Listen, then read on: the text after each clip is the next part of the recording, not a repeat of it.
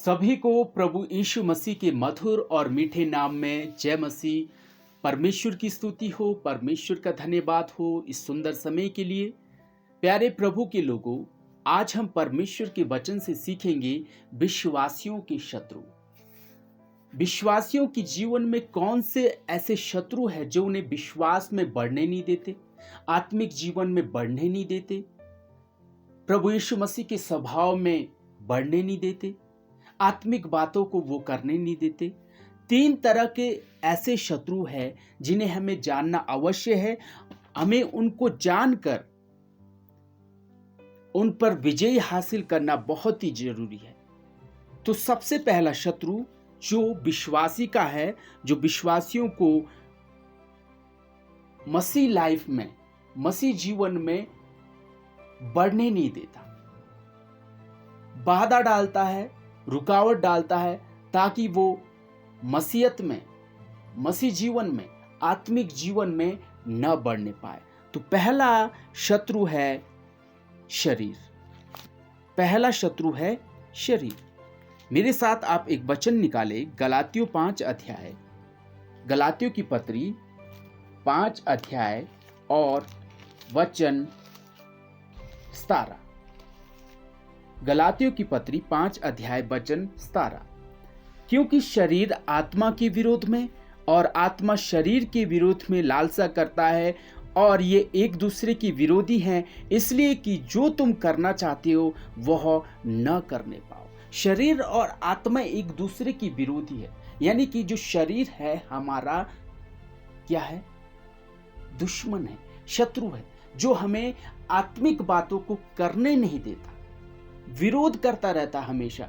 शरीर क्या सोचता है? शरीर हमारे ऊपर ये प्रेशर डालता है, शरीर ये इच्छा करता है कि मैं शारीरिक जीवन जीऊं, ताकि एक विश्वासी परमेश्वर के राज्य में न बढ़ने पाए। तो पहला जो शत्रु है वो शरीर है, जो हमें मसीह जीवन में बाधा डालता है, आत्मिक बातों को करने में बाधा डालता है। क्योंकि यहां पर लिखा है ये एक दूसरे की विरोधी हैं, इसलिए कि जो तुम करना चाहते हो वह ना करने पाओ। शरीर हमें आत्मिक जीवन में बढ़ने में बाधा डालता है।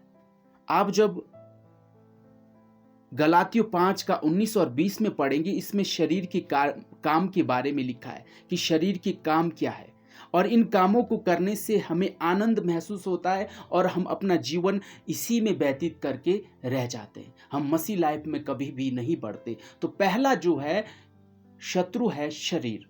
क्योंकि जब हमारा ध्यान, हमारा मन शरीर में लगा रहता है, हम आत्मिक बातों को नहीं कर पाते, हमारा ध्यान परमेश्वर की ओर नहीं रहता।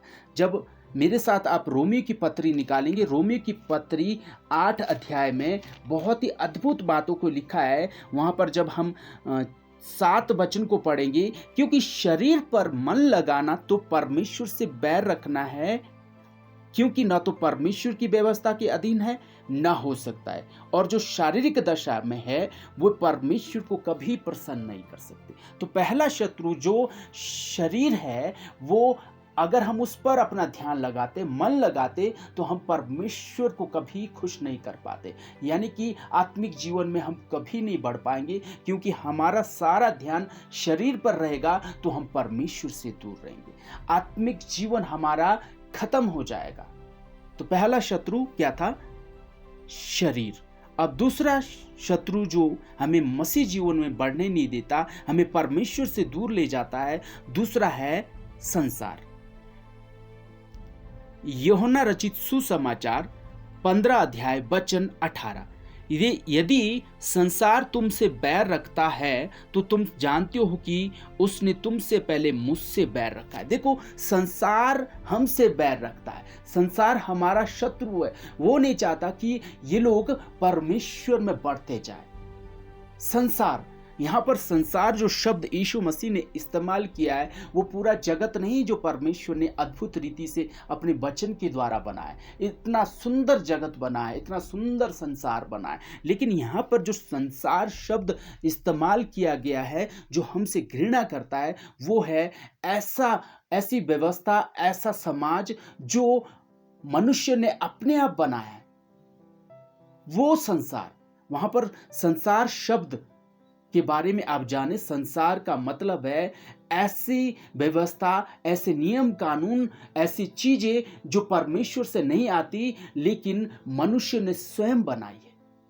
जब हम पहला यूहन्ना 2 का 15 पढ़ते हैं, वहां पर साफ साफ लिखा है, ना तो तुम संसार से और न संसार में की वस्तु से प्रेम रखो। यदि कोई संसार से प्रेम रखता है तो उसमें पिता का प्रेम नहीं। देखो यहाँ पर यूहन्ना, पहला यूहन्ना की पत्री में यूहन्ना जो प्रभु का चेला था, वो क्या लिखता है, ना तो हमें संसार से प्रेम रखना है न संसार की वस्तु से। तो यहाँ पर संसार जो शब्द इस्तेमाल किया गया है, ऐसी व्यवस्था, ऐसे नियम, ऐसी कानून, ऐसी बुरी व्यवस्था जो मनुष्य ने बनाई है शैतान के अधीनता में जो है, वो व्यवस्था जो मनुष्य द्वारा बनाई गई है, जो शैतान के अधीनता में है, वो संसार, वो व्यवस्था, वो लोग हमसे घृणा करते हैं और हमें अपनी ओर खींचना चाहते हैं। और संसार में 3 तरह की चीजें हैं। संसार की व्यवस्था में 3 तरीके की चीजें हैं। सबसे पहले शरीर की अभिलाषा, दूसरा आंखों की अभिलाषा, तीसरा जीविका का घमंड। संसार का मतलब हमें समझने की बहुत जरूरत है। यहां पर संसार में क्या क्या चीजें हैं जो मनुष्य द्वारा बनाई गई है। देखो, संसार में जो भी बुरी चीजें देखकर हमें लालसा पैदा होती है, तीव्र इच्छा पैदा होती है, हम संसार की ओर चले जाते हैं। हमारा झुकाव संसार की ओर चला जाता है, हमारा प्रेम संसार की ओर चला जाता है। उसमें व्यभिचार हो सकता है, उसमें घमंड हो सकता है, उसमें ऊंचा पद हो सकता है। हम अपने आप को ज्ञानी समझ सकते हैं, हम अपने आप को ऊंचे पद वाले समझ सकते हैं, और जो देखने में अच्छा लगता है उसको हम पाने की इच्छा रखते हैं। तो उस संसार में 3 चीजें हैं, शरीर की अभिलाषा, आंखों की अभिलाषा और जीविका का घमंड। तो दूसरा शत्रु क्या था? संसार। संसार यानी कि जो कुछ परमेश्वर से नहीं है। अब आप समझ लीजिए, यहां की बुरी व्यवस्था, व्यभिचार, बुरे बुरे काम, ये संसार की तरफ से है, ये मनुष्य की तरफ से है। परमेश्वर की तरफ से हमेशा अच्छा आता है, लेकिन संसार बुराई से भरा है।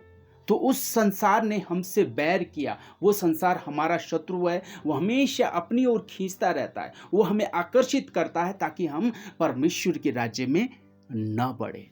तो तीसरा शत्रु अब हम जानेंगे। तीसरा शत्रु है शैतान, और ये शैतान हमेशा हमेशा खड़ा रहता है कि किस विश्वासी को खींचकर, बैकस्लाइड करके परमेश्वर से दूर ले जाए। तो मेरे साथ निकाले याकूब की पत्री 4 अध्याय वचन 7। इसलिए परमेश्वर के अधीन हो जाओ और शैतान का सामना करो तो वह तुम्हारे पास से भाग निकलेगा। तो सबसे पहला शत्रु हमने शरीर पढ़ा, दूसरा संसार, तीसरा शैतान। और ये शैतान हमेशा इस ताक में रहता है कि कब जैसे एक विश्वासी को गिरा दे। वो भरमाने वाला है, वो झूठ बोलने वाला है,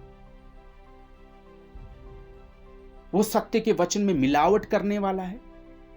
प्यारे प्रभु के लोगों, हमें इन तीनों शत्रुओं के बारे में जानना बहुत ही जरूरी है, जो मसीह जीवन में, आत्मिक जीवन में बाधा डालते हैं। शरीर, संसार और शैतान।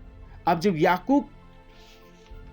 जब पत्रस, पहला पत्रस 5 अध्याय 8 वचन पढ़ेंगे, वहां पर साफ साफ लिखा है, सचेत हो और जागते रहो, क्योंकि तुम्हारा विरोधी शैतान, हमारा विरोधी शैतान, हम साफ साफ पढ़ रहे हैं यहां पर, हमारा विरोधी शैतान, विरोध करने वाला, वो नहीं चाहता हम परमेश्वर के राज्य में बढ़े, वो नहीं चाहता कि हम परमेश्वर की निकटता में रहे, वो नहीं चाहता कि हम परमेश्वर की संगति में रहे, वो नहीं चाहता कि कोई व्यक्ति विश्वास करे और उद्धार पाए।